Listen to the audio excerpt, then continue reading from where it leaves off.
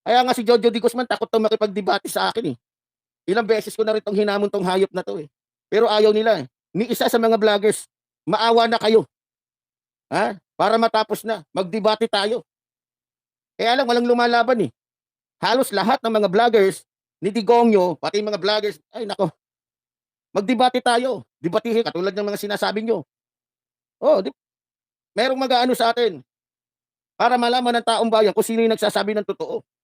Anong tema ang gusto ninyo, 'di ba? Anong tema? O banat bay, hanggang ngayon akala ko ba banat bay ka?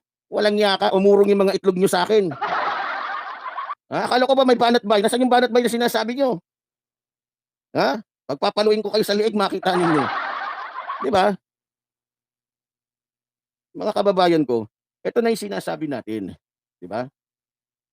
Marami silang mga paninira, marami silang mga ginagawang istorya, kunyari ebidensya, na pag sinuri mo naman, 'di ba? Tulad nung kay Maharlika, nasa kanya daw yung original. Eh, buti pa siya nasa kanya yung original. Sana all.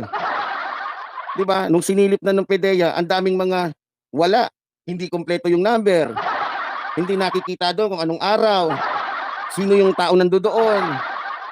Walang hiya ka talaga. 'Di ba? Kahit sa korte hindi tatanggapin yung sinasabi ni Maharlika, eh. Nakukuha ninyo? At saka kung totoo yung mga sinasabi nila tungkol sa ating mahal na pangulo, sa ating mahal na First Lady Araneta Marcos, bakit ayaw nila magkaso? Hindi niyo ba naisip 'yun? Ba't ayaw nila kasuhan? Ayaw nila iharap sa korte? Ba't ayaw nila magsampa? Kasi nga, wala, eh, wala naman talaga, eh. Ang habol lang talaga ng mga Duterte manira. Kasi nga nagbabakasakali sila na sa gano'ng pamamaraan, dahil nga kinukulit na sila ng China, galit na yung China kay Digongyo, ha? Nagbabakasakali sila na sa pamamagitan ng kanilang, paninira ay makukuha nila yung simpatiya ng mga tao, maloloko nila ang mga tao, na kapag naloko na nila, 'pag nasa kanila na yung kapangyarihan, wala na, tapos ang ating bansa, 'di ba? Kaya mga kababayan ko, sana, pero nakikita ko naman na nagbubunga naman yung ating mga paghihirap. Nagbubunga naman yung araw-araw na tayo ay nagsasalita dito ng katotohanan. Napakaraming tao na, ayon nga sa aking, nakakausap, napakarami ng, mga kababayan natin ang nabuksan na ang isipan. Meron nga akong nakausap dito na yung una daw, pinapasahan niya yung mga kaibigan niya, galit pa sa kanya. Nung tumagal na, dahil pinasahan niya lang ng pinasahan, katagalan, nagtatanong na, "Oh, ano ng ano, bagong update, ano yung latest ngayon? Pasahan mo naman kami kung ano yung ano ngayon, banat ngayon ni Epifanio Labrador, gusto namin yung taong 'yan." 'Di ba? Ibig sabihin nagbubunga ho yung ating mga pagod, yung ating hirap, yung ating, pakikipaglaban, pakikipagbaka para sa katotohanan. Kaya nga ang ginagawa natin ngayon para mahadlangan yung kanilang mga paninira, para mahadlangan yung kanilang mga fake news, lagi ho tayong nakaantabay. At siyempre, pinasasalamatan din ho natin yung ating mga kasamahan, yung mga taong kaisa natin. Ay, good morning nga pala kay paring Toto Kusing, ha. Huwag niyong kakalimutan, ha, mga bunyog, ha. Tandaan ninyo 'pag naging senator, si paring Toto Kusing, tandaan ninyo, malaki ang magiging pagbabago ng ating bansa. 'Wag na ho tayo magpadala sa mga artist, tingnan niyo, ha, walang ya. Dito pa lang kay Robin Padilla, dalang-dala na yung mga tao. Dahil nga nadala tayo sa pagiging artista. Tignan niyo ngayon, sinasabi ko na sa inyo, ang nagiging puhunan ngayon ng mga artista, yung kanilang pagiging artista, na kung saan hindi natin mapapakinabangan 'yan 'pag nasa puwesto na sila.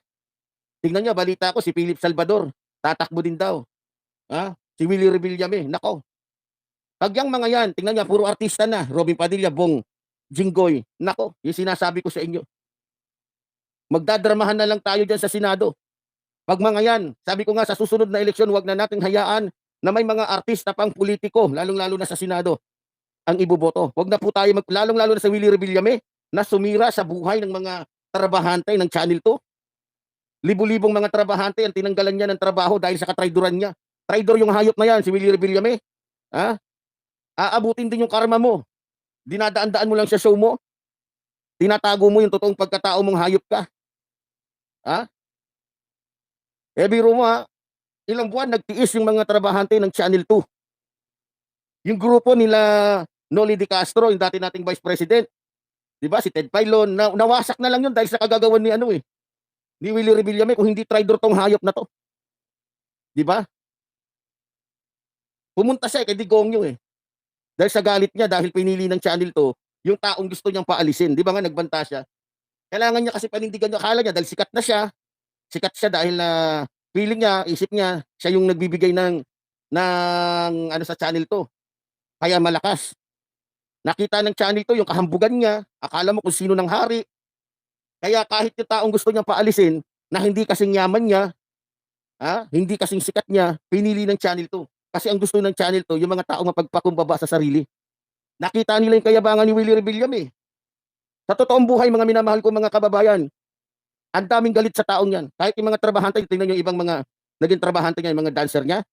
Sa totoo lang, yung galit ng mga yan hanggang ngayon kay Willie Revillame, grabe. Lalong-lalo na to kay Philip Salvador. 'Di ba? Ano bang kaso ni Philip Salvador? Istapa. Hindi lang nagmakaawa yan sa girlfriend niya, nako. Kulong na sana yan ngayon. Kaya nga sabi ko sa inyo mga minamahal ko mga kababayan, huwag na po tayong pumayag na may mga artista pa na makapasok o makaupo sa posisyon, lalo na sa isa sa pinakamataas na posisyon. Lulukuhin lang ho tayo yung mga yan, dadramahan lang ho tayo. Kaya nga sa susunod na eleksyon, 100% wala nang Robin Padilla pa sa Senado sapagkat ang dami niyang nabudol. Kaya sa totoo, natatawa nga yung mga tao sa kanya, lakas ng loob, gusto pang tumakbo ng pagka-vice president. Walang niya ka, wala kang nagagawa, wala kang nagawa na ipasa man lang kahit isang batas dahil wala kang utak, ang hayop ka. Wala kang ibang ginawa kundi magpasikat dun sa mga ano nyo, sa Facebook yung mag-asawa. Sa sobrang mong pasikat, nakita yung sili mo na mas malaki pa pala yung sa bata. Ha? Mga minamahal kong mga kababayan, 'di ba? Huwag po tayong magpapasok ng mga politiko na aso o mga kaalyado ni Bato, ni Bongo. Alam na natin kung anong mangyayari. Magpapakayaman lang yung mga yan dahil wala na nga silang masyadong pelikula. Maniniwala pa ako kung si ano ang papasok. Itong artista na isa. Panipaniwala pa to. Wag lang mapupunta yung sa bagay, hindi pupunta yung simpatiya niya kay Rodrigo Roa Duterte dahil alam ni Coco Martin na ito ngang si Willie Revillame ang siyang dahilan. Kaya nga kahit si Coco Martin walang magandang ano, kaya kasi alam na nila na ito ngang si Willie Revillame talaga yung Judas, traidor. Kunyari may concern siya sa mga artista. Tarantado ka. Ikaw nga yung dahilan kung bakit nagsira yung Channel 2. Kung hindi ka magaling manulsol, hindi masisibiro nyo nagkaroon ho ng problema. Yung mga trabahante ng Channel 2, yung iba, imbis na yun lang inaasahan nila, kinikita nila. Anong nangyari? Yung iba namatayan pa ng pamilya dahil sa kahayupan, kagaguhan nito ni Willie Revillame. Huwag kayong magpadala sa kadramahan ng hayop na yan, sinungaling yan.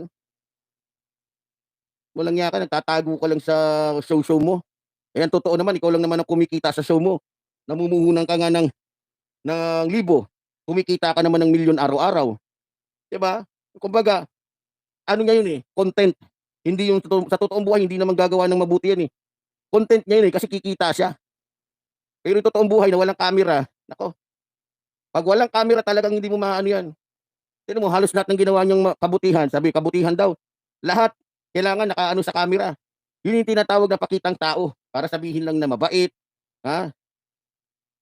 Tama, may nag-ano sa atin dito, si Willie Revillame daw, drummer pa lang noon yan, Judas na. 'Di ba? Tarantado talaga. Alam niyo kung bakit siya kay Duterte kumakampi? Kasi hindi siya pwedeng tumanggi. Kasi mabubuko siya na dahil sa kanya, maraming mga trabahante ang Channel 2 o dahil sa kanya, nagsira ang Channel 2. Kaya mga kababayan ko, napunta na tayo sa usapin na yan. Actually, halo-halo naman yung pag-uusapan natin ngayon. Wala naman tayo talagang tumbok na usapin. Pero ganun pa man, nasasagasaan na natin yung mga usapin na yan dahil sa totoo naman. Di ba? Pero ganun pa man, mga minamahal ko mga kababayan, bumalik ho tayo dun sa usapin patungkol ho sa iba't ibang mga paninira o mga estilo ng mga Duterte para lamang masira yung ating mahal na Pangulo, yung ating mahal na First Lady Liza Araneta Marcos at iba pa na mga kaalyado ng ating Pangulo. Ito mga minamahal ko mga kababayan, alam ko na sisikapin talaga ng mga Duterte na makakuha sila ng pagkakataon para masira't masira pa yung ating mahal na Pangulo. Biro mo ba naman, naglabas ng statement si Sara, unahin daw natin ang ating bansa. Ang galing naman niya magsalita. Sino ba sinasabihan mo? Yung Pangulo namin na halos subsob, araw-araw para lamang magtrabaho bilang pangulo ng aming bansa? O kayo na walang ibang ginawa kundi magplano kung saan naman pupunta at gumastos ng milyon-milyon para lang mag-rally, para manira? Ang galing ho ni Sara, walang utak tong babaeng 'to, eh. Abogada ka pa naman sana ka. Sana ka. Abogada ka pa naman sana, 'di ba? Sabi niya, unahin daw dahil yung ating bansa daw nag-atubang o humaharap sa napakalaking problema. Eh sino ba yung laging subsob sa trabaho? Hindi ba't ang aming mahal na pangulo na kung saan lahat ginagawa para lamang umahon ang bansang ito sa kahirapan, samantalang kayo wala kayong ibang ginawa kundi mag-usap-usap kung saan na naman kayo pupuntang lupalop ng ibang bahagi ng bansa para lang mag-rally, para manira. Kung yung ginagastos ninyo na milyon-milyon para lamang manira kung binigay nyo sa mga tao yan, nakatulong kayo. Kaya Sara, wala kang karapatan magsalita. Lalong-lalo na scripted yung mga sinasabi mo, hindi mula sa puso, mula lang sa nguso. Kitang-kita naman sa mukha ni Sara, eh. Wala kang makikitang bait sa kahit pa anong gawin mo, Sara. Mukha ka talagang demonyong manang-mana ka sa tatay mo. Ha? Eh biro mo ba naman? Yung lahat ng sinasabi niya, sampal sa kanya. Unahin daw yung bansa. Ikaw, inuuna mo ba yung bansa? Hindi mo naman inuuna yung bansa, eh. Ang inuuna mo yung pamumulitika. Ang inuuna mo, yung pagsuporta mo sa tatay mo na walang ibang ginawa kundi manira sa Administrasyong Marcos. Tapos sasabihin mo, isang tabi mo na yung mga ganyan-ganyan, etc. etc. Sabihan mo yung tatay mo, tanga.